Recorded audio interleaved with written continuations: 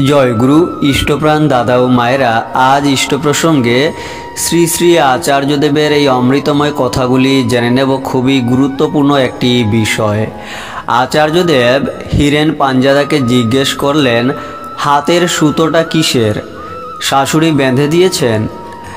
হীরেন্দা বললেন, আজ্ঞে হ্যাঁ, বিপত্তারিণীর পুজো হয়েছিল। শুনে শ্রী শ্রী আচার্যদেব বললেন, আপনার আর আমার মধ্যে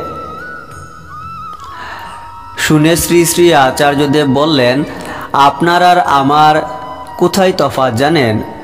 বিশ্বাসের ক্ষেত্রে। আমি শুধু ঠাকুরকেই বিশ্বাস করি, শুধু তাঁকেই নিয়ে চলি।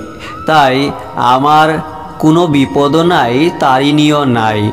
আমার এসব কিছুই লাগে না। এই তথ্যগুলি সংগৃহীত আলোচনা এপ্রিল 2023 ইংরেজি হইতে। জয়গুরু।